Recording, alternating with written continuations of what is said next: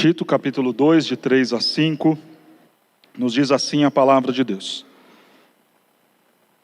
Quanto às mulheres idosas, semelhantemente, que sejam sérias em seu proceder, não caluniadoras, não escravizadas a muito vinho, sejam mestras do bem, a fim de instruírem as jovens recém-casadas, a amarem ao marido e a seus filhos, a serem sensatas, honestas, boas donas de casa, bondosas, sujeitas ao marido, para que a palavra de Deus não seja difamada. Senhor, nos ensine mais uma vez nesta noite, principalmente nesta noite em que afrontaremos um pensamento tão comum dos nossos dias, que é o feminismo, em que caminharemos numa volta ao Éden, à Escritura, indo na contramão do mundo que tem desestimulado nossas irmãs a serem servas de Deus, conforme diz e ensina a Escritura. Senhor, haverá dureza em muitos corações, porque haverá a confrontação de pecados, porque haverá a mensagem distinta das vozes deste mundo. Ajuda-nos, Senhor, ajuda-nos a sermos claros na exposição e o mais importante, que o Teu Santo Espírito fale ao coração de cada uma das nossas irmãs, dos nossos irmãos também, e que saiamos daqui edificados pela Tua palavra, em nome de Cristo Jesus. Amém. Como eu acabei de dizer na oração, ler o texto de Tito, capítulo 2, dos versos 3 a 5, já seria um desafio enorme fazê-lo diante de um público da pós-modernidade. Falar desse texto torna o desafio ainda maior. O texto já tem palavras muito claras que coçam o ouvido das feministas. Como é que é mulheres serem boas donas de casa? E há um desafio muito grande. Eu tenho o desafio de ser fiel à Escritura e expor aquilo que está na Escritura.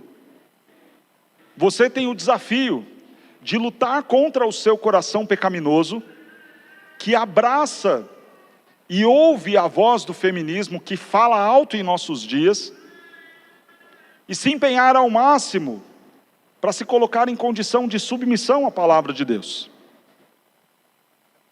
E o meu desejo aqui, em nome do Senhor Jesus, nós saiamos daqui convencidos sobre como você, mulher, pode colocar em ordem a sua vida. É muito importante nós falarmos sobre as mulheres. A proposta da nossa série, abrindo o ano de 2022, tem como tema, ponha em ordem a sua vida.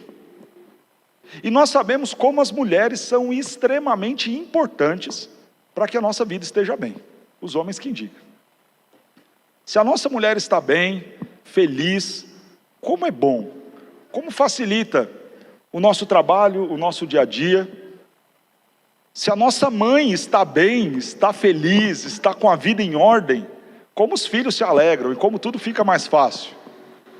Se no ambiente de trabalho, as mulheres estão bem, felizes, tranquilas, em paz, com a vida em ordem, como a coisa flui muito melhor. Em alguma medida nos parece que as mulheres determinam o humor do ambiente. Porque o homem, e você vai concordar comigo, não é lá de ter tantas emoções. Se o mundo está caindo ou se está tudo bem, o homem está lá do mesmo jeito. As mulheres vão até reclamar e falar, vocês são muito sonso. Está o mundo caindo, desabando, a gente está lá.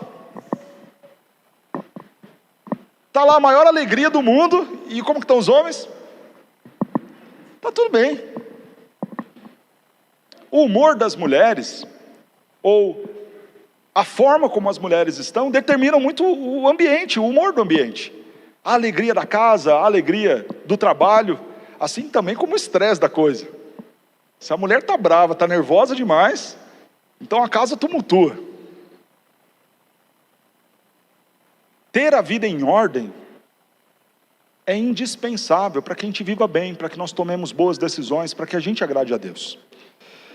Eu quero levantar agora na nossa introdução 2 problemas que nós temos vivido em nossos dias, quando nós falamos em relação do papel da mulher. O primeiro problema é um problema que tem atingido a nossa sociedade. E não tem como eu deixar de fora desta fala do meu sermão, por mais que isso contrarie talvez todas as vozes do nosso tempo, mas eu tenho que falar contra o feminismo. O feminismo tem sido um câncer dentro da nossa sociedade. O feminismo tem acabado com a sociedade em que nós vivemos, tem acabado com famílias, tem acabado com igrejas, tem acabado com a estrutura social, com a relação homem e mulher. E aqui eu não estou falando só de marido e esposa, estou falando na relação de homem e mulher no sentido mais comum, de convivermos como amigos, como colegas, como pessoas que trabalham junto na mesma empresa. O feminismo tem trazido um grande prejuízo, numa ideia de encontrar uma sociedade mais igualitária, melhor. O resultado tem sido uma sociedade cada vez mais devastada por aquilo que o feminismo tem defendido e pregado. O feminismo tem lançado sobre as mulheres um fardo pesadíssimo. Pesadíssimo. Quando nós pensamos nas consequências, a primeira consequência dura não está sobre os homens ou sobre os filhos, mas está sobre as próprias mulheres. O empoderamento feminino tem colocado mulheres numa condição de quase serem super-heroínas, que vão dar conta de absolutamente tudo, em todos os setores. O desafio que está sendo lançado a vocês, mulheres, de ocuparem todos os lugares da sociedade, e de se destacar em absolutamente todas as esferas sociais, lança sobre você um peso gigantesco, que não é saudável. O pastor está dizendo o quê? Que então esses super-homens, esses super-heróis têm que ser os homens? Não. É belo ver a forma como Deus, na sua multiforme graça, destina tarefas diferentes para homens e mulheres. De forma que se o homem tentar fazer todas as coisas, terá sobre ele um fardo muito grande, e se as mulheres também tentarem fazer todas as coisas, se empoderarem ao ponto de ocupar todos os lugares da sociedade, também será um fardo gigantesco para elas.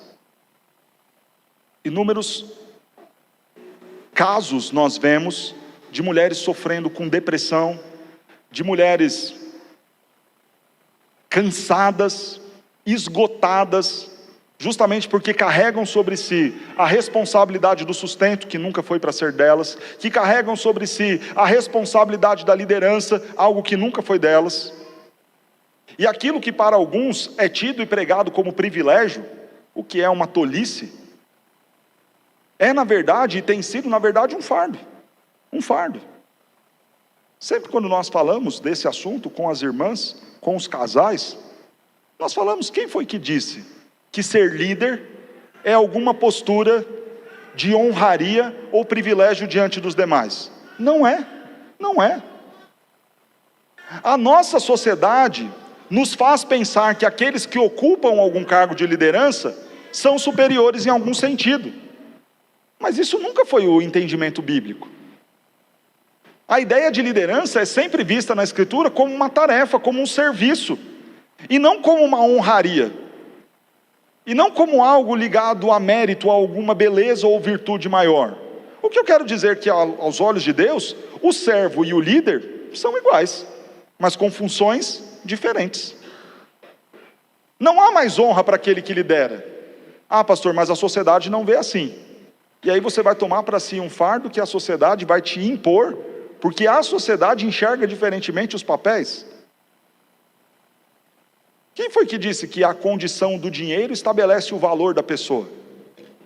A sociedade fala assim, pastor, ok, você vai tomar isso como verdade absoluta para a sua vida, para considerar o tamanho do seu valor a partir do tanto que você ganha? A partir do cargo que você ocupa? Você vai se rebaixar ao ponto de deixar as pessoas medirem você pela função que você exerce, pela quantidade de dinheiro que você ganha? Você está sendo humilhada por uma sociedade que vai medir o seu valor, a sua qualidade, a partir de critérios que não são os da Escritura. Que não é o da Escritura. E nunca foi. Perceba que a mulher empoderada, vitoriosa, bem-sucedida, é aquela que lidera tudo, que tem autonomia de vida e que ganha bem. Agora, acaso diante de Deus, esse é o sentido de sucesso? Acaso diante de Deus, esta é a forma como Ele quer identificar os seus? Pelos cargos que ocupamos? Pelo dinheiro que temos? Não me parece ser coerente isso, nem para as mulheres, nem para os homens. Eu não sou o meu cargo. Eu não sou a minha conta bancária. Eu sou filho de Deus. Lembra aquilo que nós vimos lá no primeiro capítulo de Tito? E é isso que você, mulher, é. Filha de Deus, serva de Deus. Não deixe a sociedade medir o quanto você é ou não é bem-sucedida, impondo a você cargos, dando a você um tal de empoderamento, que na verdade só te rotula como alguém bem-sucedido, se tiver dinheiro ou se tiver um cargo bom a ser ocupado. Há um fardo pesadíssimo que as mulheres estão carregando.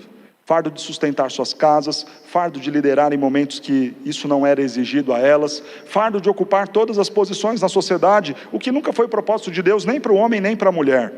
Há um enfraquecimento dos homens. Quando as mulheres tomam a frente e fazem aquilo que os homens deveriam fazer, que era de responsabilidade deles, cria essa geração de homens frouxos que nós temos hoje, que tem dificuldade de escolher coisas mínimas na administração do seu lar. Homens que choram diante de qualquer tipo de problema. Homens que se desesperam histericamente diante de situações banais do dia a dia. Homens que as mulheres muitas vezes estão chacoalhando e falando: ei, vira homem.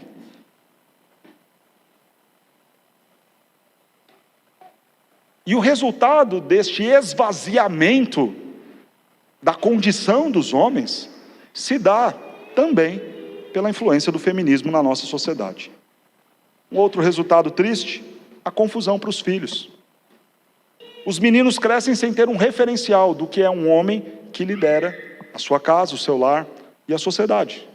As meninas crescem sem ter um referencial de postura de mulher, à luz da Escritura, que terá as virtudes recomendadas na Escritura e que exercerá o seu papel na sociedade recomendado pela Escritura. Essa confusão faz com que nós tenhamos um número altíssimo de divórcios, faz com que nós tenhamos um número altíssimo de homens e mulheres perdidos na sua própria identidade, do que é ser homem, do que é ser mulher, onde o fator biológico já não determina mais isso, mas uma estranheza absurda diante da falta do estabelecimento claro dos papéis que devem ser exercidos pelo homem e pela mulher. Casamentos fracassados, filhos frustrados, confusos, perdidos. Homens cada vez mais fracos. E é interessante ver que no fim de tudo isso, quem vem aqui na sala do pastor chorar e reclamar, não são os filhos e nem são os homens, são as mulheres. Sem dúvida nenhuma eu posso afirmar que 90% das vezes, quando um casal ou quando alguém me procura para aconselhamento, é mulher. Isso aponta para a realidade de quem está mais sofrendo com o resultado do que o feminismo tem causado em nossa sociedade, são as próprias mulheres. Quantas são as mulheres que no aconselhamento em relação ao casamento viram e falam: pastor, está difícil lá em casa. Por quê, minha irmã? Meu marido é um banana, pastor. Não me defende, não toma a frente das coisas, tudo em casa sou eu que tenho que decidir. Quantas são as irmãs que chegam chorando? Então o tal empoderamento que era para virar e falar: pastor, está tudo bem lá em casa, porque quem decide sou eu, quem toma a iniciativa sou eu, quem vai lá e resolve sou eu. Não era para ter um sorrisão no rosto dizendo essas coisas? Por que as mulheres estão dizendo essas palavras chorando, pedindo ajuda e socorro? porque elas estão carregando sobre si um fardo que não era para ser o delas. Em partes, porque estão dando vozes àquilo que o nosso mundo diz. Mas há um outro problema, diferente da ideia do problema social que nós temos vivido do feminismo. E esse problema é muito mais sério. É o problema do nosso coração. Desde o Éden, o homem foi tentado a buscar autonomia. E não há nada mais tentador para homens e mulheres do que a possibilidade de serem independentes. Fazer o que me dá na telha, sem dar satisfação para ninguém. Porque o nosso coração é idólatra, porque o nosso coração deseja autonomia o tempo todo, porque o nosso coração não quer obedecer regras, porque o nosso coração não quer receber ordens, porque o nosso coração não quer estar sujeito a nada nem a ninguém, e isso não é só o coração da mulher, é o coração do homem. Então, quando uma filosofia faz eco a esse tipo de mensagem, ela é facilmente abraçada por nós. Facilmente abraçada por nós. Quando filosofias pregam a ideia de você ter um mundo em que não há governo, o nosso coração flerta com isso muito rapidamente. Quando uma filosofia prega a ideia de não se ter polícia, de não se ter lei, de não se ter o Estado com a espada na mão, o nosso coração rapidamente abraça esse discurso. Porque o que o nosso coração quer desde lá do Éden é autonomia. É estar naquela condição em que ninguém manda em mim, ninguém diz o que eu devo ou não fazer. Todos nós gostamos disso. E aqui caberiam várias aplicações. Pense bem, por que você quer ser autônomo e abrir sua própria empresa? Talvez seja o seu coração idólatra que não quer se sujeitar a nada e a ninguém, e não uma veia empreendedora, virtuosa e louvável. Por que você quer tanto sair da casa dos seus pais? Talvez não seja pela virtude de ser alguém agora maduro, responsável, mas por um coração idólatra que quer viver autonomamente, sem ouvir nada em ninguém, seguindo os desejos da sua própria carne. Tome cuidado com isso. As mulheres abraçam muito facilmente a mensagem feminista, porque ela fala aquilo que o coração corrompido ouve e gosta de ouvir desde o princípio. Quando a serpente disse: como Deus, vocês serão conhecedores do bem e do mal. Não há mensagem mais empoderadora do que aquela que a serpente disse para Eva. Como é que é? Como Deus eu serei? Isso é empoderamento. Então me dá da fruta. Vendo a mulher que o fruto era agradável aos olhos e bom para dar entendimento, bom para dar autonomia, bom para fazê-la andar do jeito que ela queria, da forma que ela queria, como o próprio Deus, comeu do fruto e deu também ao seu marido. É uma falha apenas das mulheres? Não. A briga de poder que muitos homens se matam para ter e exercer, e a gente vê isso dentro de empresas, a gente vê isso dentro da política, alianças sujas, pessoas querendo dominar, ocupar altos cargos. Os homens brigam, matam por isso, porque eles querem estar numa condição de independência.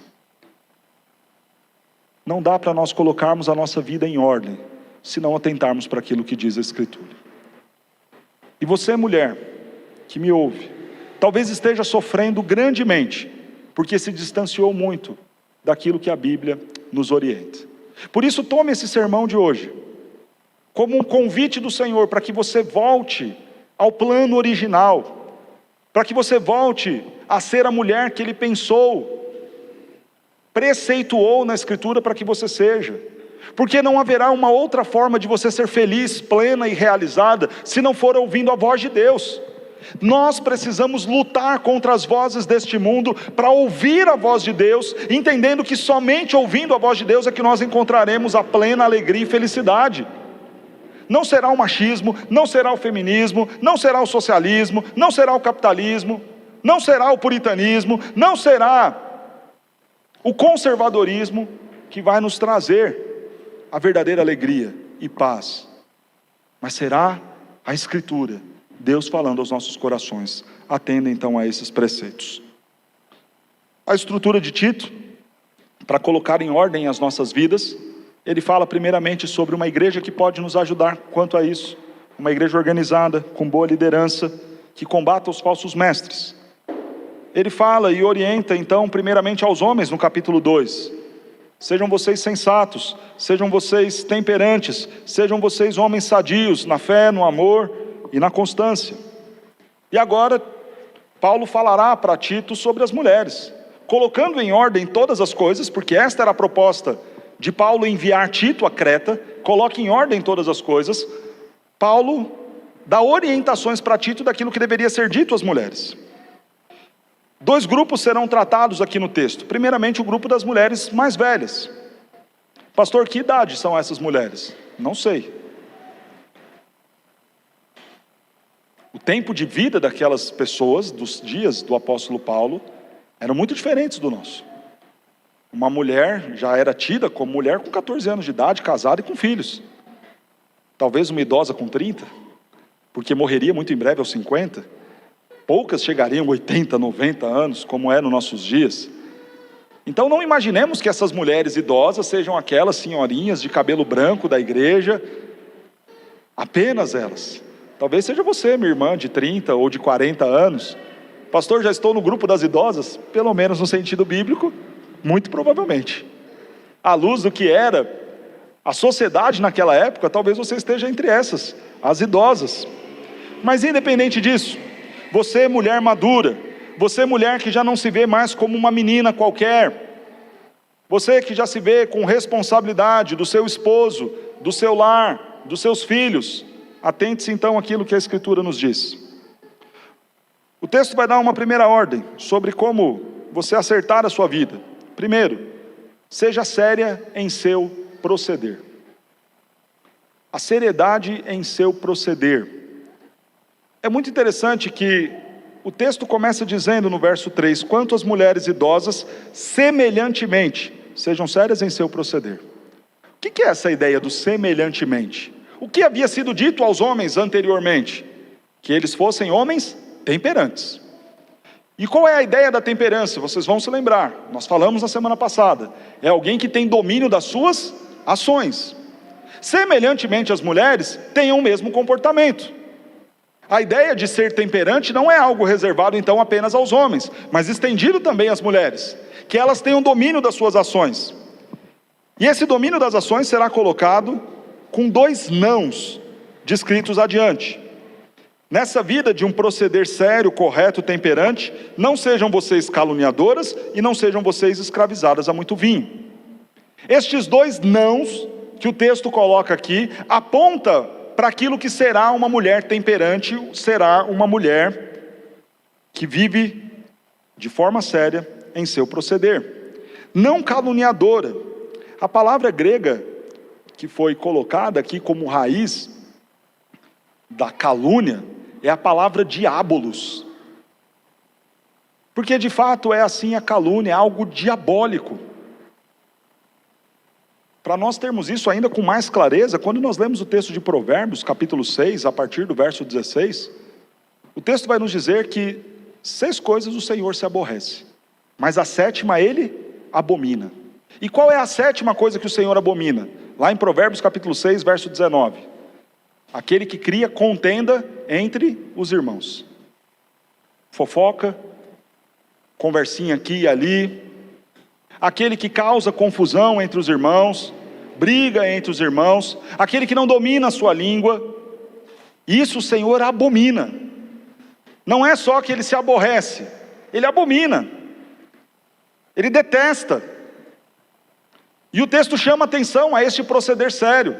A mulher séria, a mulher que agrada a Deus, a mulher que vai ter a vida em ordem, é aquela que tem temperança e domina a sua língua. Irmãos, e como dominar a língua é algo extremamente difícil. Como é difícil você falar na hora certa, do jeito certo, e glorificar a Deus por meio da sua língua. Pastor, a Bíblia está querendo dizer que só a mulher é fofoqueira e só a mulher peca com a questão da língua? Não. Mas se o texto está chamando a atenção das mulheres, preste atenção nisso. Como tem sido o seu proceder diante das coisas que você fala? Quantas são as mulheres fofoqueiras que atrapalham o tempo todo dentro da igreja, que criam contenda o tempo todo dentro da igreja, dentro do ambiente de trabalho. Quantas vezes você já ouviu falar, pastor, trabalhar com mulher é difícil? E quantas mulheres eu já ouvi falar desta forma? Ah, lá na empresa é difícil. Por quê, minha irmã? É um monte de mulher junto, é confusão. E um dos grandes motivos, a língua, a fofoca, as conversinhas paralelas, é o falar demais, é o achar demais. É aquilo que muitos maridos vão reclamar, dizendo assim, pastor, ela nem sabe o que eu estou pensando e está falando, você está pensando desse jeito. E isso não é estabelecido só com o marido, isso é vivido em vários contextos. Estou muito chateado com fulana, por quê? Não, porque ela chegou hoje aqui e não me deu bom dia, eu tenho certeza que é por causa disso, disso e disso. A mulher está com diarreia, ela passando mal, por isso que ela não te deu bom dia, não tem nada a ver com isso que você falou. Mas aí você já comentou isso com a outra, que já comentou com a outra, que já falou com a outra, que já criou um climão ali no ambiente de trabalho, que nada mais vai resolver naquele dia. Mexerico, conversinha, coisa besta, o tropeçar na língua, que é pecado, é a caluniadora, usada por Satanás, abominável diante de Deus. Cuidado com sua língua. A temperança começa de nós sabermos falar na hora certa e do jeito certo. O outro não, aqui do texto, não seja você, mulher, escravizada ao vinho. E hoje em dia, com o modão sertanejo, parece ser muito bonito ver a mulher lá com um copão de cerveja, cantando, gritando, falando, eu vou beber, vou cair, etc e tal. Como se fosse bonito isso. Se para os homens isso já não é ridículo, é um papelão, o camarada fica passando vergonha no meio dos outros porque está bêbado. Para as mulheres é tão feio quanto. E se aos homens foi dito isso, sejam temperantes, não sejam dados ao vinho, porque essa foi a recomendação, quando fala dos líderes da igreja, que estes homens não sejam aqueles que se deixam levar, que não dominam os seus impulsos em relação à bebida. Para as mulheres, semelhantemente, é dito a mesma coisa. Se não fica bem para um homem estar bêbado, para uma mulher menos ainda. Controla o copo, controla a mão. Não se deixe dominar por um vício assim. A temperança, a palavra e a proposta de Paulo aqui a Tito, é que nós não sejamos dominados pelas coisas. É que a nossa língua não nos domine. É que os nossos desejos de falar mal não nos dominem ao ponto de sempre nós estarmos ali criando uma contenda aqui e acolá, postando uma coisa, falando de alguma coisa, mas que nós dominemos a língua. Que o vinho, que a bebida não nos domine, mas que nós tenhamos o limite de dizer aqui não, desta forma não, e não vou avançar. Mas o texto também vai dar uma outra orientação para essas mulheres. Agora num aspecto positivo, daquilo que elas devem fazer. Sejam vocês mestras do bem. Kalos didáscolos é a palavra usada. E essa palavra é interessante porque tem a ver com a ideia de um ensino na constância, na convivência, na comunhão com outras mulheres. Sejam elas mestras do bem, a fim de instruírem as jovens recém-casadas. É uma proposta para que essas mulheres mais velhas se disponham a discipular as moças jovens da igreja. Agora veja, compare o que o texto está mandando você não fazer e o que o texto está mandando você fazer. E pense na prática o que mais nós temos feito. É mais comum você ver um grupo de pessoas mais velhas falando mal das moças mais jovens, ou um grupo de pessoas mais velhas ensinando as moças mais jovens?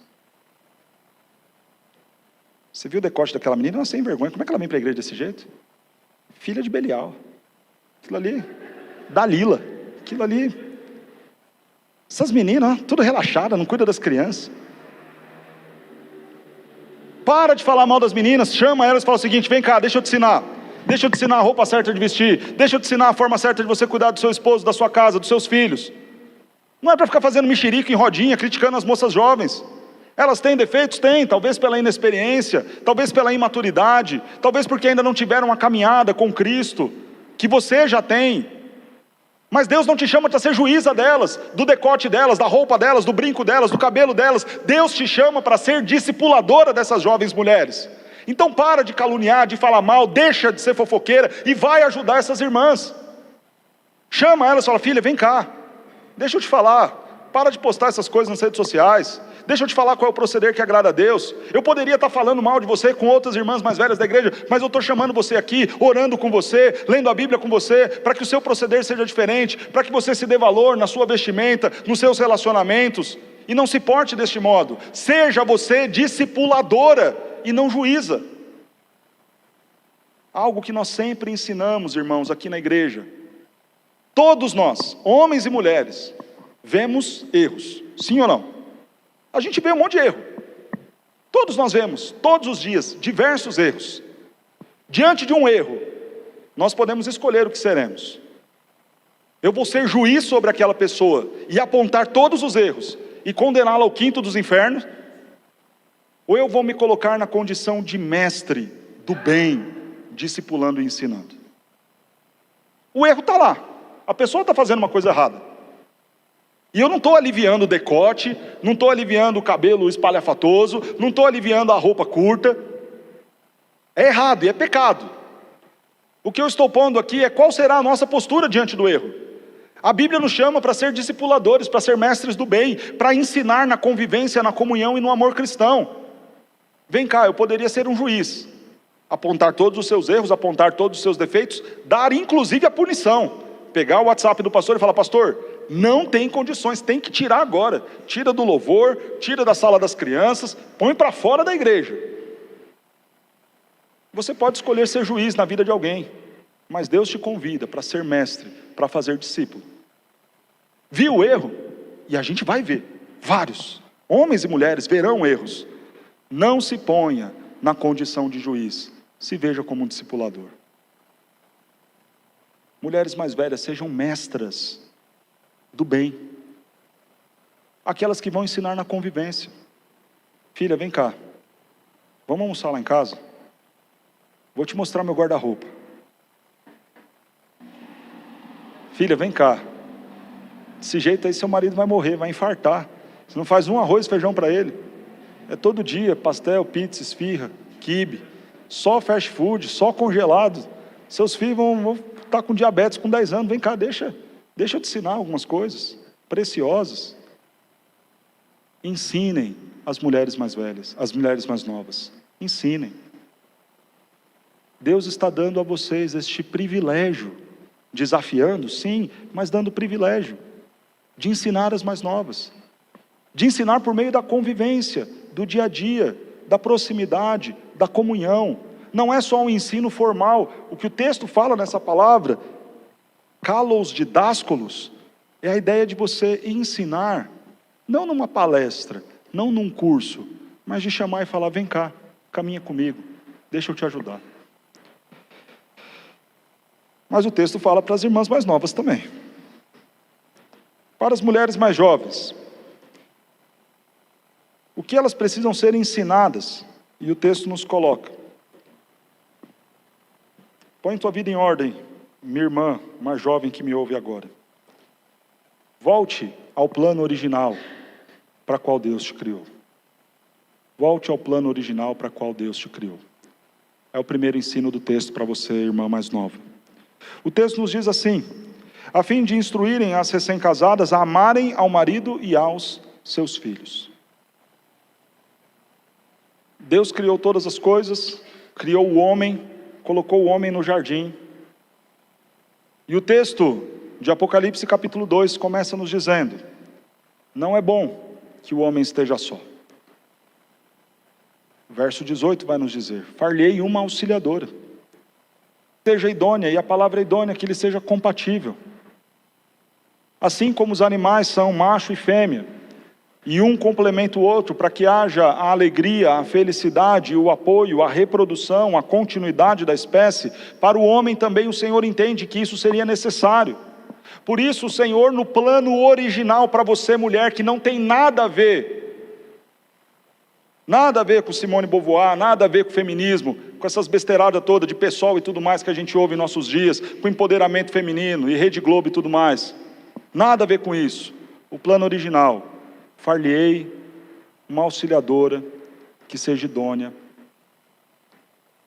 que possa completar o meu plano, o meu ideal para a sociedade que eu espero. Por isso o texto coloca: ensine-as a amarem os seus esposos e os seus filhos. Pode parecer algo tão óbvio. E talvez naquela sociedade fosse ainda mais óbvio. Agora, veja que na visão feminista, o marido é alguém para ser amado ou alguém para ser combatido? Alguém para ser combatido. Os homens têm sido apresentados às mulheres como inimigos, como macho opressor. Uma visão distorcida daquilo que o homem deveria ser para a esposa. E não há nenhum machismo aqui, porque nós passamos as últimas 2 semanas chamando muito a atenção dos homens aqui. Falando muito sobre o que eles devem ser, sobre o amor que eles devem ter, ao ponto de se sacrificar por sua casa.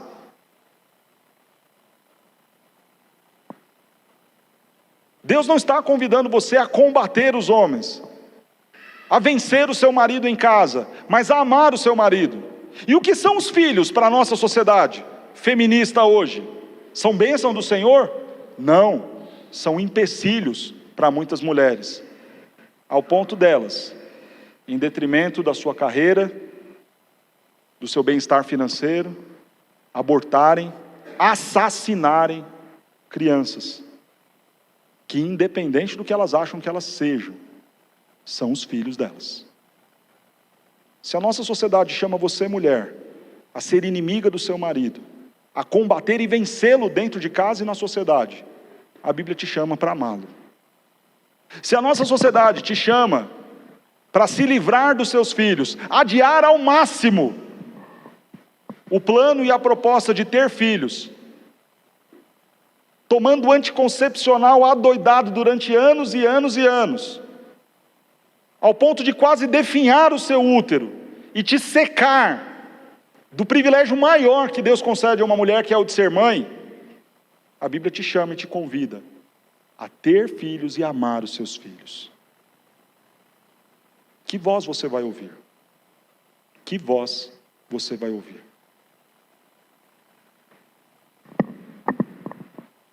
Mas o texto também convida você, mulher, não apenas a voltar ao plano original, mas também a buscar virtudes.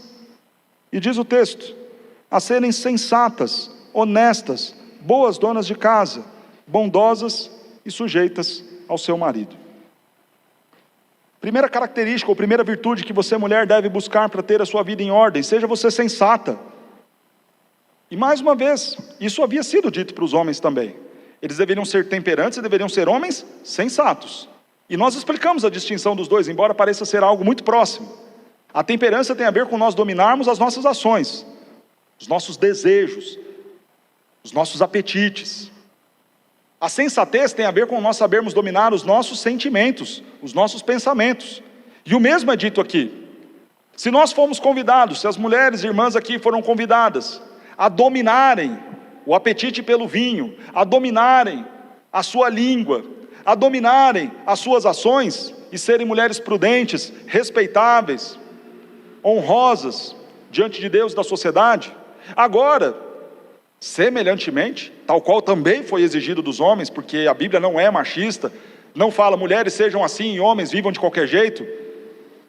Isso pode ser um entendimento lá do seu bairro, que a mulher é justa, casta e honesta, e o homem é um pinguço qualquer que fala palavrão e está lá o tempo todo. Esse não é o jeito bíblico, não é a forma que Deus manda os homens serem.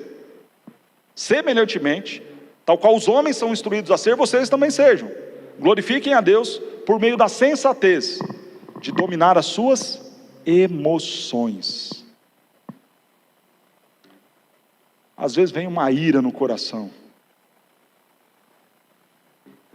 Eu lembro da Vanessa falando: olha, amor, tem dia que em casa eu entendo por que algumas espécies a fêmea come seus filhotes.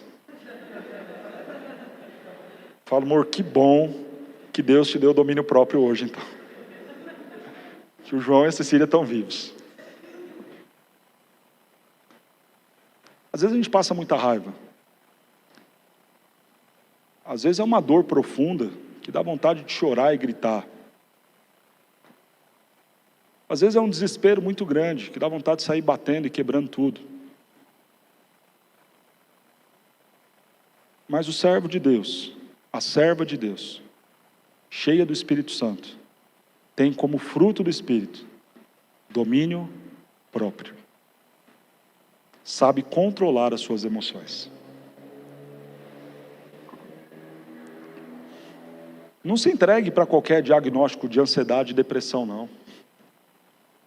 Eu não estou dizendo que não exista.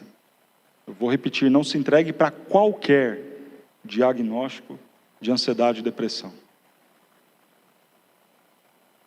Quantas vezes a gente já se coloca em disposição de derrota, tristeza e doença, quando Deus está nos convidando a buscar alegria, refúgio, socorro e consolo nele? Quantas vezes a gente admite com muita facilidade os rótulos que vão empregar contra nós? Comece a considerar aquilo que você é em Cristo Jesus e se empenhar para dominar as suas emoções. Pastor, a tristeza existe? Existe. Essa tristeza pode ser profunda ao ponto de alguém se ver em uma situação de depressão? Sim. Mas lembre-se que a alegria do Senhor é a nossa força. Lembre-se que um coração cheio do Espírito Santo será um coração consolado, alegre e esperançoso, independente das circunstâncias, independente das perdas, independente das derrotas e das frustrações. Ou nós não cremos que o Espírito Santo é o Consolador? E por que eu estou dizendo isso? Porque os homens, está tudo bem como é que eles estão? Está tudo mal como é que eles estão? Mas as mulheres sofrem, as mulheres choram, sentem as dificuldades em casa, com os filhos. Eu não estou convidando você a olhar no espelho e ficar repetindo: você é poderosa, vai lá, você é vencedora. Esse positivismo é besteira. Eu estou convidando você a dobrar o seu joelho e falar: Senhor, eu creio no Espírito Santo Consolador. Consola o meu coração, domina as minhas emoções. Eu creio, Senhor, que o Senhor pode restaurar a minha alegria, ainda que as circunstâncias ao meu redor não mudem, ainda que talvez o meu marido não volte, ainda que talvez os meus filhos não se convertam, ainda que talvez o meu emprego não volte e o meu sustento fique numa situação muito comprometida, mas eu creio que o Senhor, o Espírito Santo que consola, pode me consolar, pode me alegrar, pode cuidar de mim. É assim que a gente enfrenta o início das nossas dores, antes que isso vire uma doença, antes que isso vire um problema gigantesco. Senhor, está doendo, está difícil, e se não for o Teu Santo Espírito a consolar, a dominar as minhas lágrimas, as minhas emoções, a me dar sensatez, nesse momento onde eu estou destruída, eu não vou conseguir. Não se entrega não. Não deixa alguém te rotular por 2, 3 lágrimas falando: você está deprimida e é isso aí que você tem que tomar, toma aqui uma cartela de Rivotril e um monte de outras coisas. Nós sabemos quantas mulheres sofrem de depressão. Muitas. Quantas mulheres sofrem de ansiedade? Inúmeras. Creia que Deus pode te ajudar. Busque o auxílio, o refúgio no Senhor antes de mais nada. Nós cremos no Espírito Santo Consolador. E cremos que Ele pode fazer uma grande diferença em nosso coração, dominando os nossos sentimentos, até aqueles mais profundos, que envolvem a questão da tristeza, da angústia e da ansiedade. Sejam mulheres honestas. O que o texto vai dizer adiante, fala sobre servir como boas donas de casa, serem elas bondosas. E o pedido que antecede a isso, tem a ver com a honestidade. Mas honestidade com o quê, pastor? Honestidade com o chamado para qual Deus te deu. Honestidade para com os recursos que Deus colocou em sua mão. Seja honesta na administração de cada uma dessas coisas. Um pastor amigo meu, o reverendo Jean, que já esteve aqui em nossa igreja pregando encontros de casais, me ensinou uma coisa muito bela. E sempre ele fala isso comigo, ele fala: Jonatas, nós seremos cobrados das coisas que Deus nos deu, não das coisas que Ele deu a outras pessoas.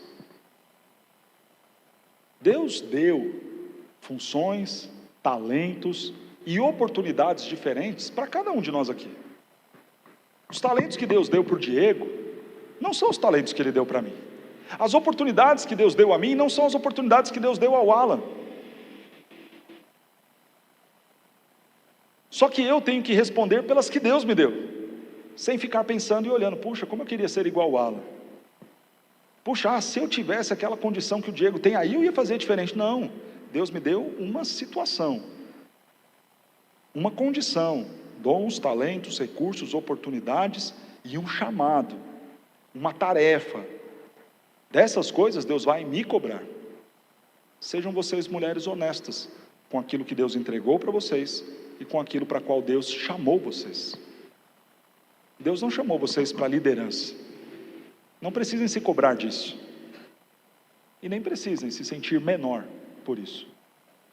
Deus não me chamou para ocupar lugar no Supremo Concílio da Igreja Presbiteriana do Brasil. Não é esta a minha vocação. Deus não me chamou para ser chanceler no Mackenzie. Não é esta a minha vocação. E eu não preciso ficar frustrado, nem querer me achar menosprezado na sociedade presbiteriana do Brasil, porque eu não ocupo esses cargos. Eu não preciso buscar um tal empoderamento, mover céus e terras, para chegar lá, para dizer: agora sim. Deus não me chamou para isso. Deus me chamou para pastorear a Igreja Presbiteriana dos IPs. Abriu as portas desta amada igreja, tem colocado vocês aqui. Vocês são o meu campo, vocês são a minha oportunidade, vocês são o meu chamado, vocês são o meu ministério, vocês são a razão de Deus me manter vivo, para pastorear vocês e cuidar de vocês. É disso que eu vou prestar contas. Então eu não preciso ambicionar a posição A, B, C ou D. Eu preciso ser honesto, justo, correto, com a vocação para a qual Deus me chamou. Deus não te chamou para dominar o mundo. Deus não te chamou para ocupar todos os lugares na sociedade. Você não tem essa obrigação. E não deixe a sociedade impor isso para você. Deus te deu a bênção e a dádiva dos filhos. E aí talvez você diga, seguindo o discurso feminista: está dizendo o quê, pastor? Que eu só presto para parir e cuidar de criança? Todo mundo aqui vai concordar comigo em uma coisa: o amor de mãe é diferente, é ou não é? É diferente. Ou alguém discorda disso? Agora, você acha que isso é o quê? É um castigo que Deus colocou na sua vida? Não. É uma bênção. É uma dádiva. Seja honesta com isso. Não é à toa que você ama tanto os seus filhos. Não é à toa que o seu amor por eles é diferente do amor do seu marido. Não é à toa. Não é à toa que a sua dedicação, a sua preocupação, o seu foco, o seu corpo funciona em função deles. Eu vejo a minha esposa que amamenta,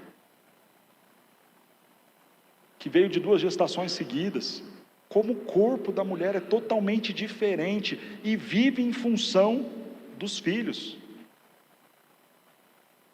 O quanto a alimentação da Vanessa interfere diretamente no resultado físico da Cecília, que amamenta dela.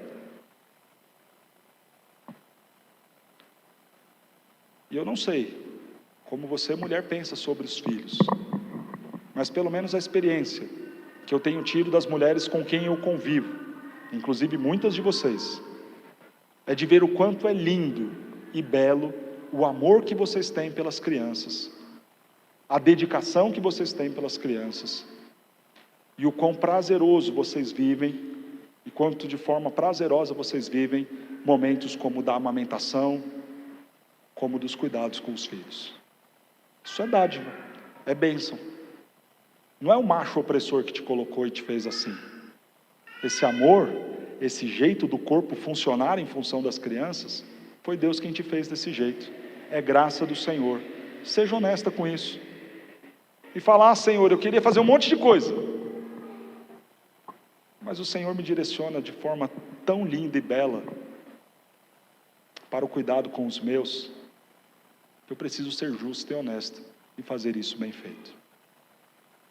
Senhor, eu queria tanto, de repente estar em outro cargo, ganhando muita grana, podendo desfrutar de fins de semana tranquilo, como todo santo justo vive na terra. Senhor, eu queria tanto ter um cargo e uma função em que de fato eu começasse a trabalhar às 8 e parasse de fato às 5, e não esse negócio doido de ligar o celular 3 da manhã e ter um monte de mensagem, e estar lá sentado em casa querendo descansar e um monte de gente me ligando. Mas tem uma coisa em tudo isso: eu não sou feliz se eu não estiver sendo o que Deus me fez para ser. Não há nada que me deixe mais feliz do que ser pastor, mais realizado do que exercer o meu chamado. E eu serei desonesto se eu trocar o meu chamado para tentar de repente ter esse emprego das 8 às 5, que vai me deixar em paz de madrugada, que vai me deixar em paz no final de semana, que não vai mexer com a minha cabeça. Eu serei honesto fazendo aquilo para o qual o Senhor me vocacionou, e eu serei feliz fazendo aquilo para o qual o Senhor me chamou. Seja honesta com o chamado de Deus para a sua vida. Não deixe outras mulheres ou outros movimentos imporem para você aquilo que Deus não entregou para você e nem pediu para que você fizesse. Sejam vocês boas donas de casa. Fica brava comigo não, só lê o texto. De quem é a responsabilidade do sustento? Do marido. A esposa pode ajudá-lo nisso? Pode, mas a responsabilidade é dele. De quem é a responsabilidade do lar? Da administração do lar, dos cuidados do lar? É da esposa. O marido pode ajudar a esposa? Pode, claro que pode, deve, claro que deve. Ele se sacrifica pela esposa, como Cristo fez pela igreja. A cruz não era para Cristo, e ele a tomou no lugar da sua esposa, que era para estar lá. Você, marido, pode e deve ajudar a sua esposa, mas a responsabilidade é da esposa. Hoje, irmãos, nós temos uma realidade de mundo com muitas facilidades. Quando a Bíblia fala da mulher virtuosa, lá em Provérbios 31, que ela não comia o pão da preguiça, sabe o que era o pão da preguiça? Para a mulher poder assar os seus pães e a sua comida, só tinha um forno na vila inteira. Forno era algo grande demais, para você ter em casas pequenas. E outra, você ter um forno dentro de casa, numa região como a região da Palestina, difícil, né? Imagina o calor. Então o que era comum nas vilas? Um forno só, comunitário. As mulheres todas da vila faziam fila para assar o seu pão, para assar a sua carne e ocupar o forno, cada uma na sua ordem de chegada ali. A mulher que era preguiçosa, para que no dia seguinte ela não tivesse de voltar e pegar a fila novamente, no outro dia a mesma coisa, ela já fazia um bocado de pão para assar para a semana toda, e o marido ficava comendo o pão da preguiça, que foi assado na segunda, na terça, na quarta, na quinta e na sexta. Hoje em dia isso chama-se feijão da preguiça. É aquele que você cozinha na segunda e divide em vários potinhos. É o feijão da preguiça.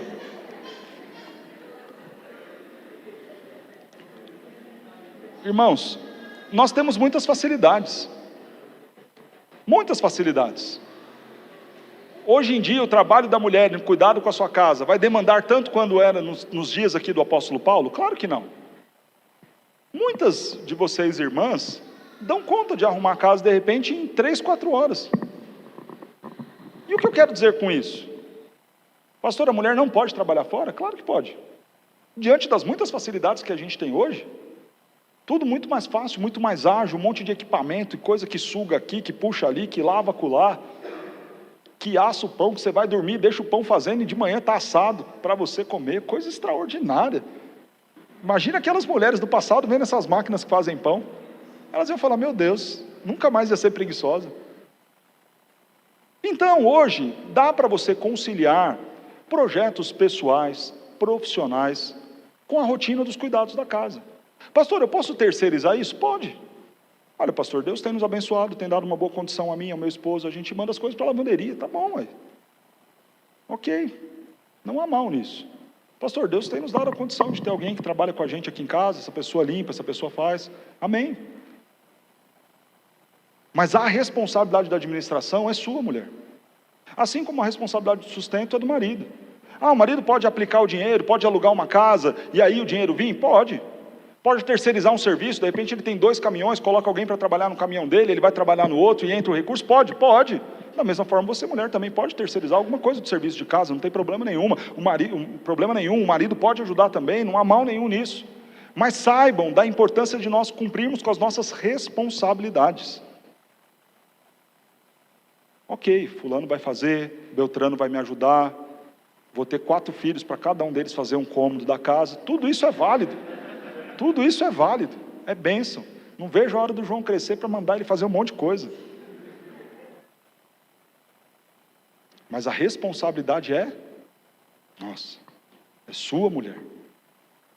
É você quem vai falar, vamos fazer assim, vamos fazer assado, e eu vou administrar para que tudo isso aconteça bem. No meio desses cuidados com a casa, ela é bondosa. E a gente vê o texto da mulher virtuosa que fala disso. Ela cuida dos filhos, ela cuida do marido. Não é ela quem vai lá pegar, costurar. Hoje tem loja, você compra roupa, mas você tem a responsabilidade de cuidar para que seus filhos estejam bem abrigados, bem vestidos, seu marido também. Cuide deles. Olha o que o texto diz de Provérbios 31, 11 e 12. O coração do seu marido confia nela, e não haverá falta de ganho. Ela lhe faz bem, e não o mal, todos os dias da sua vida. Todos os cuidados dessa esposa para com seu marido é porque ela ama. É porque ela cumpriu e atendeu a primeira ordem lá de trás. Ensinem as moças a amarem os seus maridos e os seus filhos. Quer viver bem a sua vida e colocar em ordem a sua vida? Sujeite-se ao seu marido. Sejam elas boas donas de casa, bondosas, sujeitas ao marido. Esse é um outro termo que traz coceira aos ouvidos. Por aquele primeiro problema que a gente falou lá na introdução. O nosso coração é idólatra e busca autonomia o tempo todo, ele não quer se sujeitar a ninguém. E aí o texto manda você ser sujeito ao seu marido. É isso. Mas qual é a ideia de sujeição? O princípio bíblico da submissão, colocado lá em Efésios capítulo 5, tem a ver com a ideia de que o marido tem uma missão, e a missão da esposa está intimamente ligada ao do seu marido. É fácil nós entendermos isso quando a gente olha para qualquer outra estrutura organizacional. Qual é a missão da igreja? Glorificar a Deus, proclamar a Cristo, certo? Essa é a missão da igreja. Todos os outros departamentos e ministérios e cargos e funções estão sujeitos a esta missão. Por que vai existir a SAF? Para glorificar a Deus e proclamar a Cristo. Por que vai existir o grupo de louvor? Para glorificar a Deus e proclamar a Cristo. Por que vai existir a junta diaconal? Para glorificar a Deus e proclamar a Cristo. E cada um trabalhará na sua função para glorificar a Deus e proclamar a Cristo. O marido tem uma missão no lar. E qual é a função de todo o restante da casa? Trabalhar juntamente com o marido, que é o líder e que tem essa grande missão de amar a esposa como Cristo amou a igreja, de liderar espiritualmente o seu lar, de proteger o seu lar e prover o sustento para ele. A esposa está sujeita à missão do marido. Marido, essa é a sua missão. Como que eu posso contribuir para que esta missão seja cumprida? A missão do sustento, a missão do amor, a missão da proteção, a missão do cuidado, a missão da liderança espiritual. Esposa, me ajuda desta e desta forma.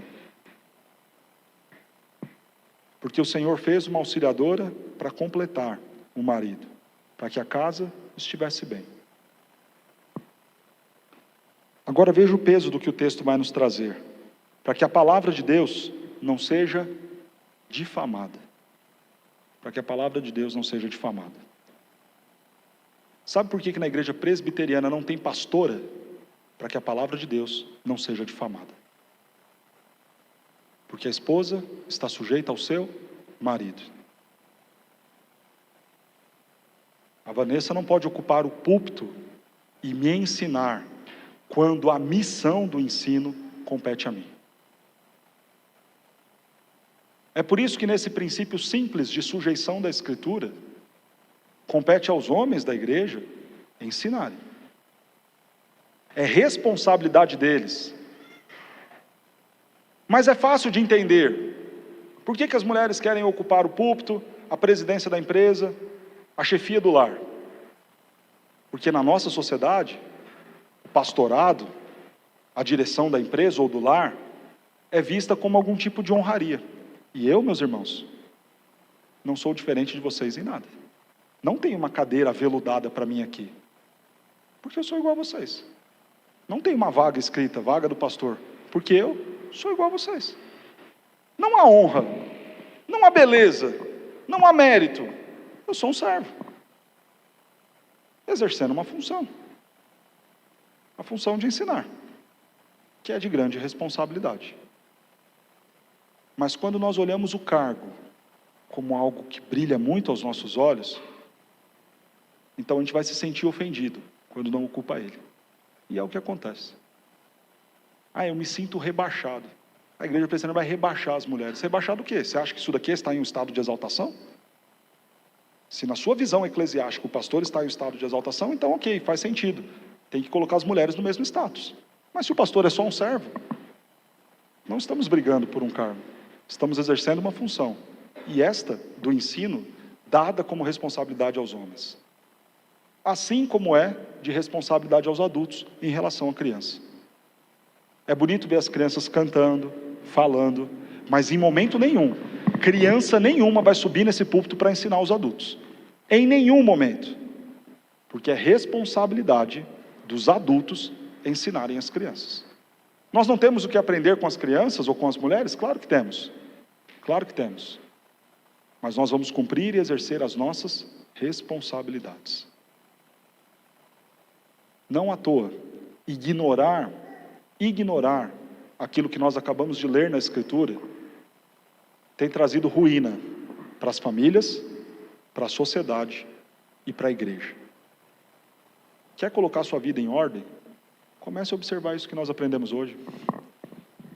Para com fofoca. Larga o vinho, se esse é o problema seu, a cachaça.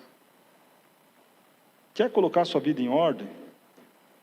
Ame o seu esposo, ame os seus filhos, ame o projeto de lar que Deus chama você, mulher, a viver.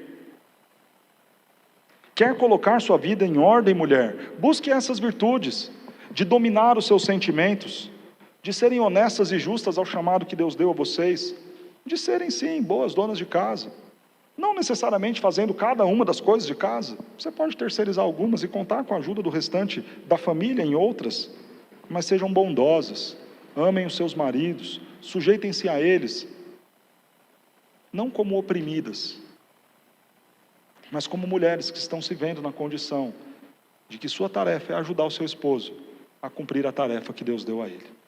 E você, homem que está aqui, lembre-se que a mulher é a parte mais frágil. Talvez ela vai ter muito mais dificuldade para cumprir essas coisas. Então ajude a sua esposa, discipule a sua esposa, lidere a sua esposa. Não se acomode na ajuda que ela vai te dar, mas se sacrifique por ela. Se ela está disposta a te ajudar no sustento da casa, não conte com o recurso dela e com o trabalho dela para garantir o lar. Não lance esse peso sobre ela. Toma vergonha na cara e assuma a sua responsabilidade. E deixa as contas para minha esposa, pastor. Toma vergonha na cara, rapaz, você é homem. Administra o seu lar.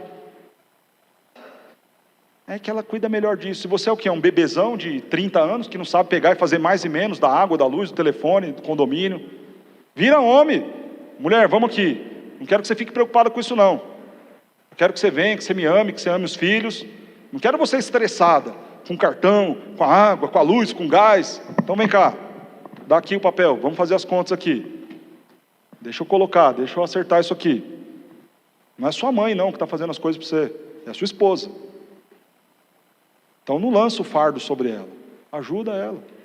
Ela é a parte mais frágil.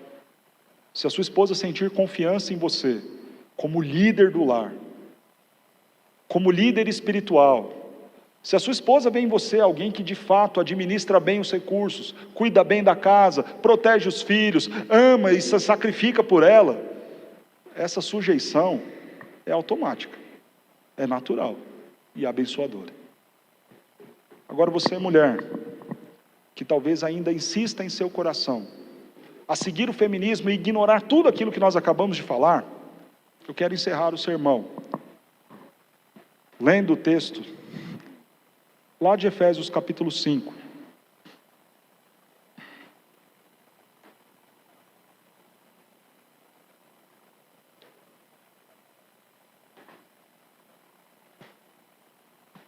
Vamos ler juntos o verso 22, Efésios 5, 22.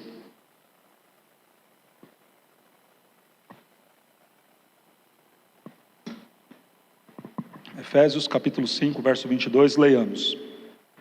As mulheres sejam submissas ao seu próprio marido como ao Senhor. Vamos mais uma vez. As mulheres sejam submissas ao seu próprio marido como ao Senhor. Se você ouviu esse sermão, não gostou, acha que do jeito feminista, que o mundo é outro, que nossa geração é outra, o seu problema não é comigo. O seu problema é com o Senhor. A sua dificuldade não é com a igreja. A sua dificuldade não é com a sociedade machista, patriarcal, opressora. A sua dificuldade é com Cristo. Porque se você não é submissa ao seu esposo, é sinal que também você não é submissa ao seu Senhor. Porque o padrão de submissão da esposa ao marido não é o imposto pela sociedade machista, patriarcal. O padrão de submissão da esposa ao seu marido é a relação que esta esposa tem com o seu Senhor e Salvador, Jesus Cristo. Então, se você ama a Cristo, você terá condições de ser esta esposa e esta mulher que Tito recomenda. E é muito simples entender o porquê disso.